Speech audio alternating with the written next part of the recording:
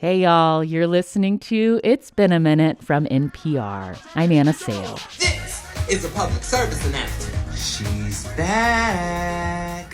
She is, of course, Beyoncé. And this week, the Queen Bee dropped her new album, Renaissance. So if you have a Beyoncé fan in your life, you may want to heed TikTok user Kaylin Allen's advice. It's a Renaissance, baby. So don't call me. Don't text me. She's going to change the world again. I'm one of one. I'm number one. I'm the only one.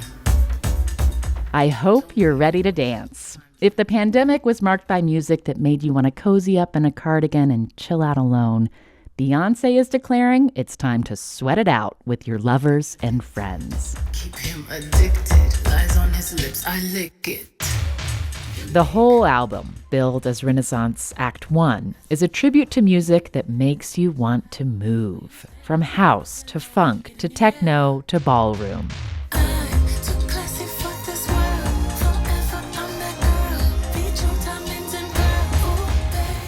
There are few musicians who can make the world stop when they drop new music. But Beyoncé for decades has had her grip on the zeitgeist.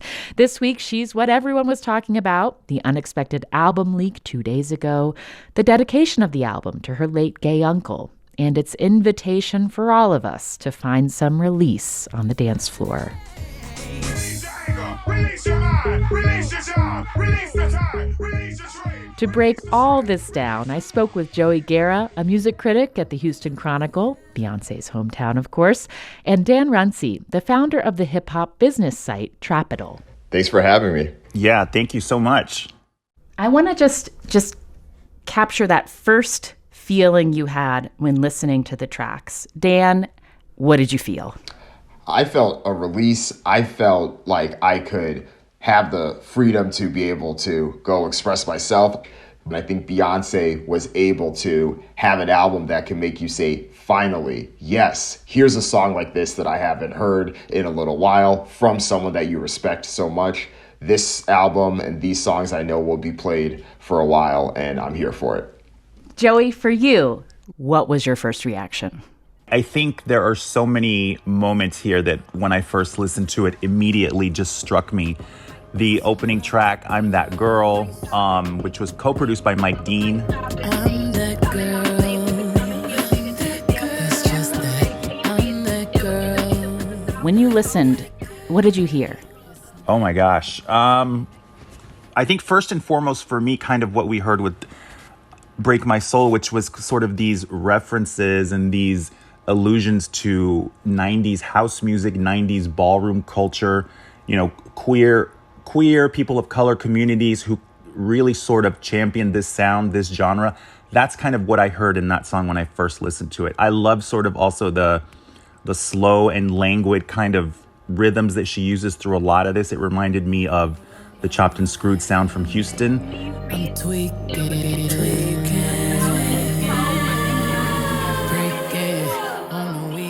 It just is really different in a lot of ways from anything she's done. But at the same time, for me at least, growing up with 90s house music, going out to clubs every weekend and dancing, that's kind of where it took me when I listened to it.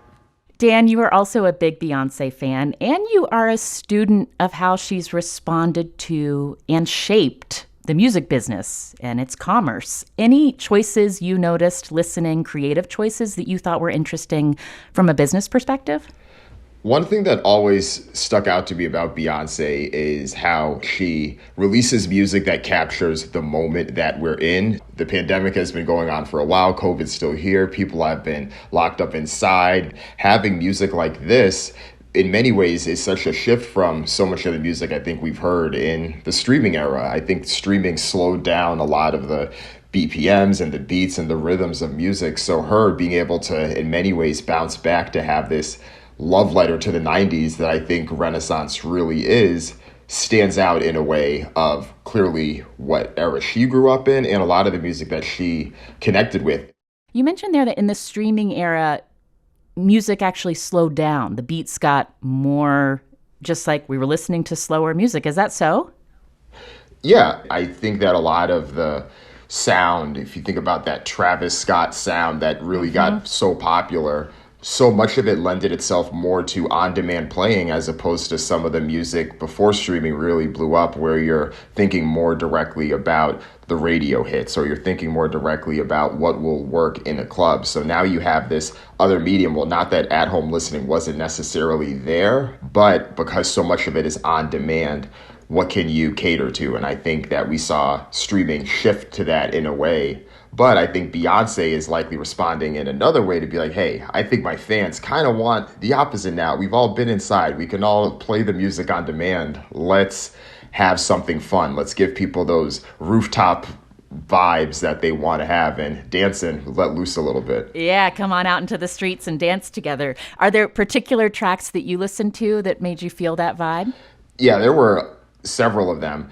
I think that Church Girl was one that I thought about because it clearly hits something that I think she could likely relate to, that feeling of, yes, you're going to church, you're still trying to, do the family thing, but you're still going to go out on Saturday night.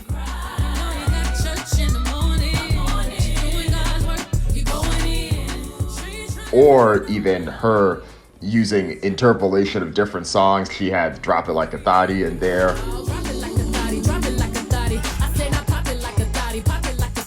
You could clearly trace that back to Back That Thing Up with Juvenile and the Hot Boys and everyone from Cash Money. And that's also a song that she's referenced as well with what she did with Homecoming and what she did with her Coachella performance. Okay, we're going to take a quick break. When we get back, we'll talk about what the album title Renaissance could mean for Beyoncé and for our moment.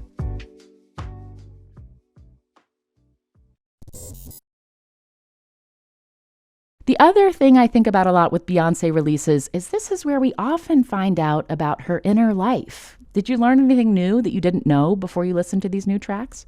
I think, I always knew that there was a part of her that felt very endeared or connected to the queer community. But on this album, for me, I really, really felt that connection. Mm-hmm. There's that spoken intro that she samples from Moonraker. Please do not be alarmed, remain calm.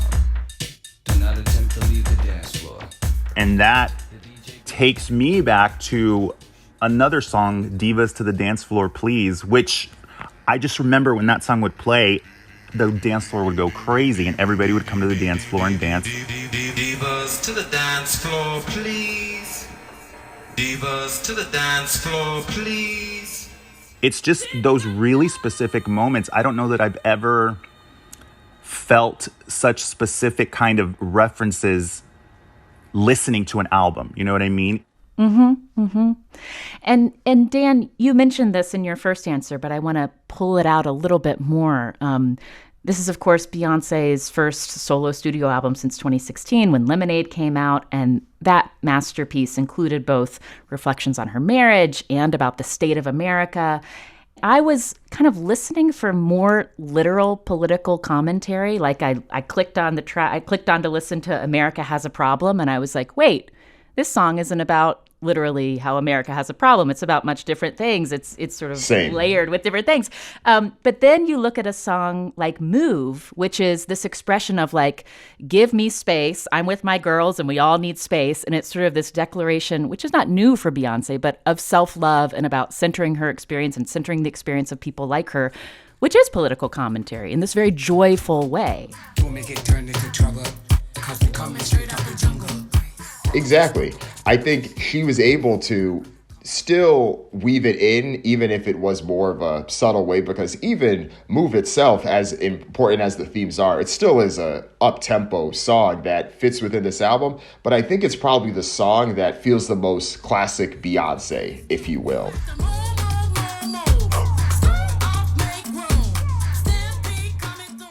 I have a question for both of you. Why do you think she named this album Renaissance? Thinking about Renaissance and what it means, especially when you're thinking about the Harlem Renaissance, which comes to mind first and foremost, thinking about what's most connected to her, and maybe just thinking about the revival and the spirit of art being created and being celebrated with people that are ready to come together in this moment, and the fact that these can normally happen after times of frustrations or challenges that are happening in a particular community. Her being able to be like, hey, this was a tough period. Let's come together and have a celebratory moment. I think that in a lot of ways, especially when I see that, when I saw the album cover too, and you hear Break My Soul, it's like, okay, she wants to be able to set the tone. She wants to be able to put things forward. And if this can be a check mark along that way, thinking about even if we look 100 years ago, when the last time there was a pandemic, you have the Roaring '20s that had happened after. It follows that boom bust type of mentality where when there was a period of challenges, normally things do change and come together. So if she's putting her stamp on maybe that this 2020s time period here that we're moving into can be its own cultural renaissance, and she can plant her flag as being part of that. I mean, everything Dan said, I absolutely agree with. I think, catastrophe, celebration, right? And, this feels like it's musically, socially, culturally, it's the dawning of a new day, in the world of Beyoncé. And I do think we hear that in the music. I think, again, referencing back this moment in time in the 90s with queer culture and house music, that was, I think, for a lot of people, a moment that could also be described as a renaissance, right? I mean, she's reminding us of that time. She's reminding us to laugh. She's reminding us to celebrate. She's reminding us to take your problems to the dance floor, which is a line we've heard in lots of songs, right? But yeah, I think it's fully reflected in everything that you hear on this album. Absolutely. And she's told us this in her own words. I want to read an excerpt of a statement she released on this album. She said, "Creating this album allowed me a place to dream and to find escape during a scary time for the world. It allowed me to feel free and adventurous in a time when little else was moving. My intention was to create a safe place, a place without judgment, a place to be free of perfectionism and overthinking, a place to scream, release, feel freedom. It was a beautiful journey of exploration." I think from where she says a safe space on, that just perfectly to me encapsulates the album, and it perfectly again encapsulates. I think that's why so many people love the 90s, and there's so much throwback to the 90s in terms of, TV shows and music and fashion, because that was a moment when people were celebrating. And for me, as a gay man, going to clubs, dancing to music, that was a safe space. It was a space where I didn't have to worry about who was around me or who was watching me or who saw me holding hands or who saw me, acting too quote unquote gay. It just, I can't stress enough how much this album really reflects that moment for me as a person. And she references that also in another part of the statement. She says, "Thank you to all the pioneers who originate culture, to all of the fallen angels whose contributions have gone unrecognized for far too long." Do you see that as a reference to queer people who've made the music that she's referencing and the AIDS epidemic? Yes, absolutely. That's the first thing I thought of when I read that was, the people who really created this sound, created this movement, and like you said, people who we lost to HIV and AIDS. I think that's definitely who she's referencing here. It's nice to hear something so beautiful after the leak. Doesn't sound like it's fueled by sour grapes. Still sounds joyful. Yes. I guess, all maybe not all is forgiven, but, we're moving past the leak. The album's out. Now we can hear it. Let's just forget about that. Yeah. And speaking of the leak for you, Joey, you're a music critic. You're also a fan. You're also sort of tracking how the culture responds to Beyoncé releases. Was there part of you that was was there a sadness that the leak happened, that it prevented us from having this collective moment of all consuming it at the same time at midnight Eastern time when the album was supposed to be released, and where social media would be lighting up in real time while people were responding to it. Did you feel a loss at not having that collective moment? I did a little bit, because like you said, everybody was sort of waiting for this moment, waiting to hear this music, and just the thought of everybody hearing this at the same time. It's just a nice feeling, that feeling of community, that feeling of everybody doing the same thing all at once, seeing all the tweets about, oh my God, I'm listening to this, people live tweeting their reactions to the tracks. The Beehive made a very forceful effort to report the leaks and tell people not to listen. But I had no clue. I think I didn't find out until about an hour after. And I looked on Twitter and I saw that Beyoncé leak was trending or something like that. And I was like, oh my gosh. Yeah. Oh my gosh. And also, where is it? Baby, can I take you all the way, sexy mother? Thanks again to Trapital's Dan Runcie and the Houston Chronicle's Joey Guerra. Renaissance is out now. Coming up, It's Been a Minute producer Liam McBain and culture writer Crispin Long on why they're obsessed with straight dating shows.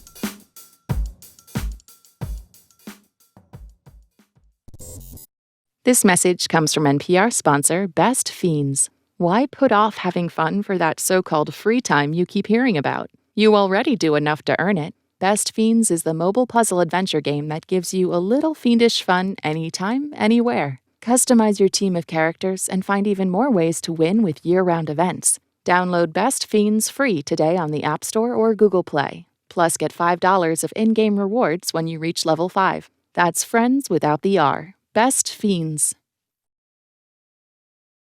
We all have our guilty pleasures, especially when it comes to TV.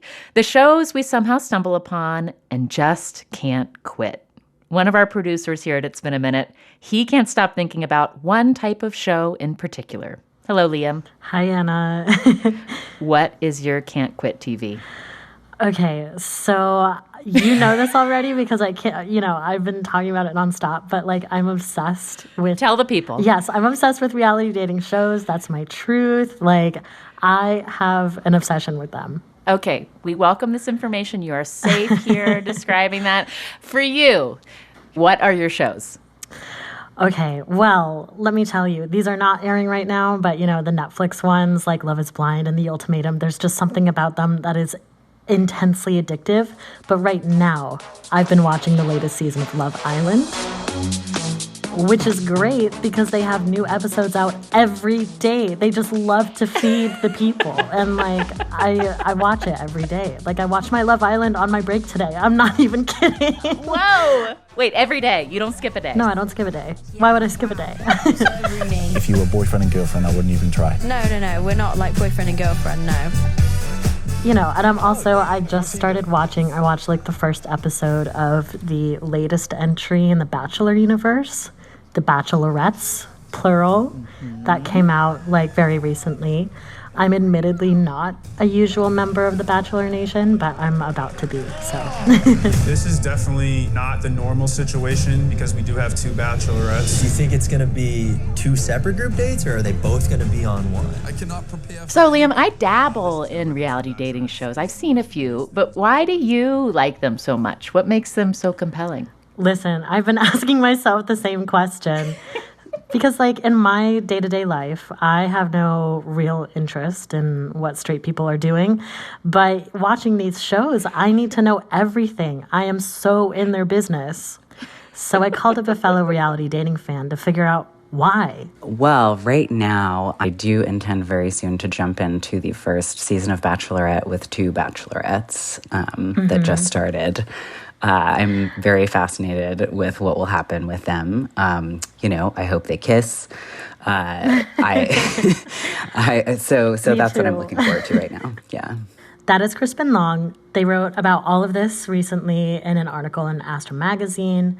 So I talked to them about what these shows say about our society's obsession with marriage and why we can't get enough of them.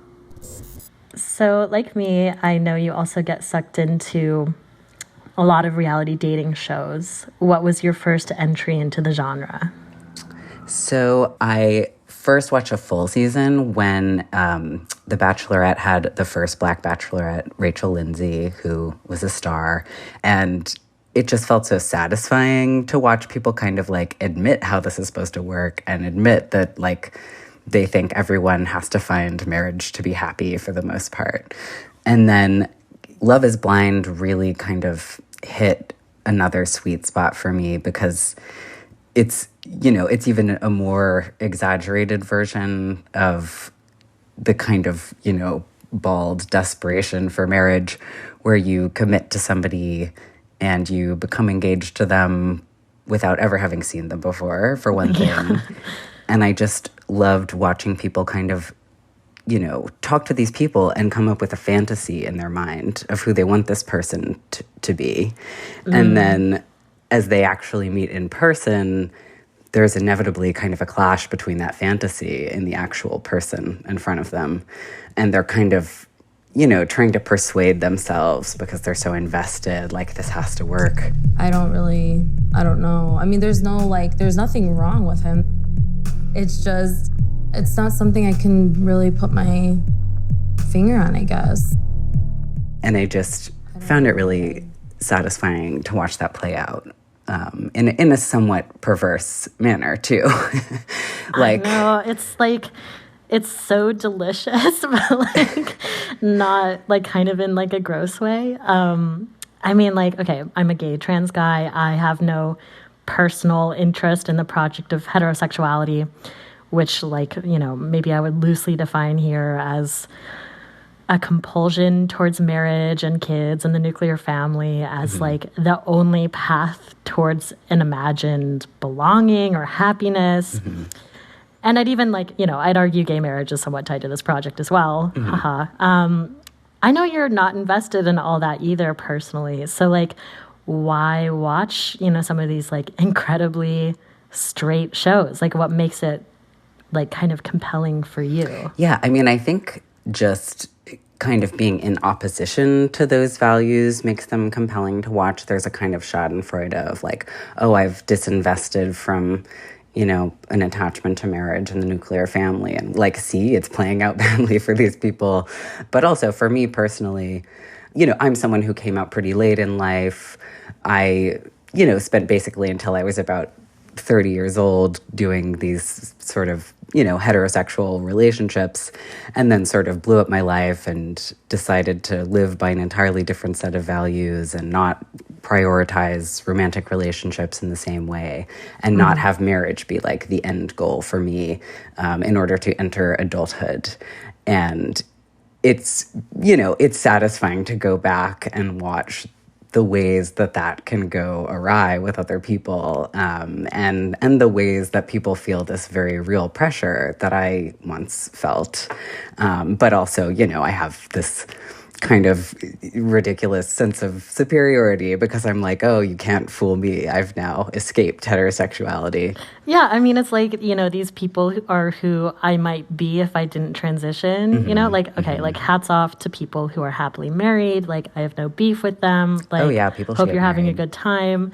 But the pressure that you have to marry or that you have to have a family to be happy or to enter adulthood. Like you said, there's kind of a perverse kind of interest in something I feel like I kind of escaped and hope other people can escape too if that's right for them. I feel like it might feel a little bit strange for me personally that I'm into this stuff, but these shows are incredibly popular. The Bachelor garners millions of viewers per episode. Americans are clearly buying what these shows are selling, so I thought I'd ask what exactly are they selling? What are the values? I mean, the values, especially kind of within the universe of the show, are, of course, getting married is one of the pinnacles of happiness. People should get married. People should want to get married. And then, more specifically, the way it plays out on these shows is the sort of ideal arc, right, is you meet someone, you immediately have feelings for that one person. Those feelings don't change. If they do change, you're doing something wrong. I mean, I think the most extreme example of this is every episode of Married at First Sight. And a team of experts, quote unquote, have picked, these pairings after doing interviews with all of these potential people who want to be on the show. And then they pick someone. They get married to them. It's legally binding. They cannot get it annulled. And then they have a little chat, like a strange wedding.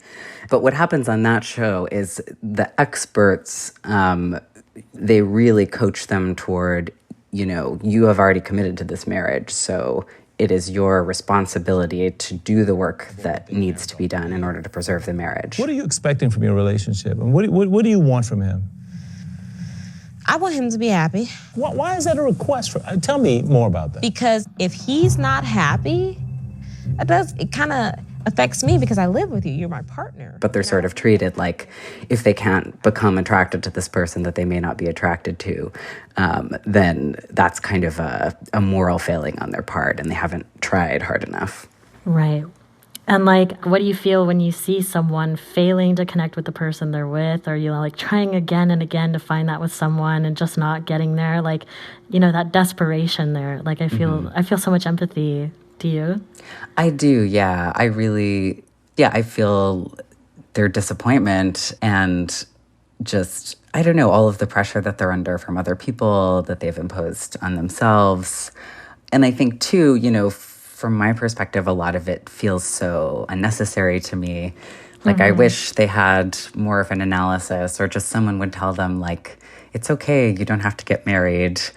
You're not a failure if you didn't get married. And I think, too, it's a failure to have felt the right things in many cases. You know, their disappointment is like, I was supposed to feel a sense of love and connection that I didn't feel, and that must maybe in some way be my fault. And, you know, I just want to tell them, like, you really can't control your feelings to a certain extent. It's very hard to do. It's very hard to decide that you're in love with somebody because they happen to be the person stuck in front of you in this game. Yeah. And I would be remiss if I didn't mention that there are queer dating reality shows. Like, they exist. I've seen a lot of them. Yep. And I've seen recently that they just wrapped season 2 of The Ultimatum, featuring an all-queer cast. You've seen The Ultimatum, right? Yes, I have seen the first season. Yeah. For our listeners who don't know, it's a show where one person in an existing couple gives the other an ultimatum. Either marry me or move on, like, we're done. And the show has them date other people in other couples to see if the grass is greener elsewhere. I definitely thought giving Jake the ultimatum would bring us together. It is doing the complete opposite. But, you know, doing that with like an all queer cast, like the show is still very much about marriage. Does the queerness of a show like that, you know, change the core aspirations of or values? I think you can live your life according to traditional heterosexual values while also, you know, being gay or being queer. You know, not that you like have to reject everything, but there is this sense that like there was a movement for queer liberation throughout the 20th century, kind of culminating in many ways, like in the 80s and 90s, and then a moment where people came in and kind of threw their weight around in the movement who were really invested in gay marriage and who wanted to assimilate to these values. And yeah, I think if you put, you know, queer people on a dating show, often a lot of times they may kind of have that set of beliefs about their own life that the next step for them is to get married, that they need to, you know, play the same game that the straight people are playing on the other reality shows, right? Like, the goal is total commitment and the goal is stability. And I'm curious to see on The Ultimatum, like, who are these people? like what types of gays are on The Ultimatum? I'm extremely curious to know. Could there be like a queer or trans reality dating show that's like not invested in these same values? Like, I'm thinking about the bisexual season of Are You the One that kind of comes close, or does the format make doing something differently kind of impossible? Oh yeah, I mean, the all bisexual season of Are You the One is iconic. The messiest reality TV dating show that ever was. Gives white trans masks a bad but not inaccurate name. Absolutely. Kai. Oh, Kai. No one here is like wiped up. Nobody here is boyfriend, girlfriend here. I'm gonna do what I want. Yeah, that show was interesting because I do think, I would argue that it did not replicate these values in most ways. You know, especially just because the premise of that show is like anyone could date anyone. So, you know, let's put these people in a little strange bubble together and anyone can mix with anyone and we'll see what wild drama arises from that, which was an incredibly successful formula. There was a lot of crying. There was a lot of, you know, there was group sex. There was all kinds of stuff, which I would have predicted and was delighted to see. Like, that sort of did feel representative. At the same time, you know, a lot of the conflicts on that show were related to the question of, I'm interested in this person. We have sort of some kind of relationship that's romantic and or sexual between us. Is someone committed? Who is committed? Are we both committed? But I think watching people try to negotiate on that show, it created a lot of conflict, but there was a sense that when people did commit to each other and it was mutual, it really was chosen by them. And there was a sense too that, you know, even if it didn't last, people would be upset, but that was kind of more allowed. There was a lot of flexibility there. If you were making a queer or trans dating show, like, what would you want to see? Like, what kind of mess or structure or just kind of vibes would you want out of it that, like, you know, feels different?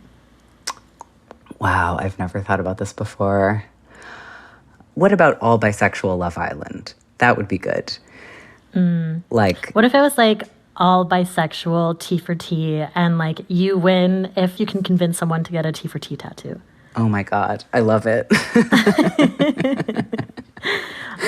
I think forming, you know, friendships with people would be like a nice thing to consider winning a show. Like, what if there was a show about finding your best friend, like that whole like the Paris Hilton show? Like, maybe that's it. Maybe the show is like put a bunch of bisexuals together who are allowed to date and inevitably will, and the winner is people who exchange friendship bracelets. I love that. I love that it takes like the focus off of commitment. You just like, you're vibing and like you can just make a friend, and maybe they're also someone that you have romantic or sexual like relationship with, you know? Yeah, I would definitely watch that show. Thank you, Crispin, so much for coming on. Yeah, thank you for having me. Really love talking about reality dating with you. Yes, so much fun. Thanks again to culture writer Crispin Long and to It's Been a Minute producer Liam McBain. Crispin wrote about their love of reality dating shows in Astra magazine earlier this month, and Liam will talk about reality dating shows with anyone who asks, and some who don't. This episode of It's Been a Minute was produced by Barton Girdwood, Andrea Gutierrez, Liam McBain, Chloe Weiner, and Janet Ujung Lee. Our intern is Ejianeta Oregon. Our supervising editor is Jessica Plachek. Our editors are Jessica Mendoza and Quinn O'Toole. Our executive producer is Verilyn Williams. Our VP of programming is Yolanda Sanguini. And our big boss is NPR's senior VP of programming, Anya Grundmann. And this week we say goodbye to producer Chloe Weiner and editor Quinn O'Toole. They've been helping us out for a while, and it's time for them to leave us. The whole team thanks you and will miss you. And listeners, I'm saying goodbye too. This is my last episode as your guest host on It's Been a Minute. It's been so fun. But I'm leaving you in good hands. My WNYC colleague Tracy Hunt will join you for the next 2 weeks. You can still hear me on the podcast I host, Death, Sex, and Money. Thanks for listening. I'm Anna Sale. Take care.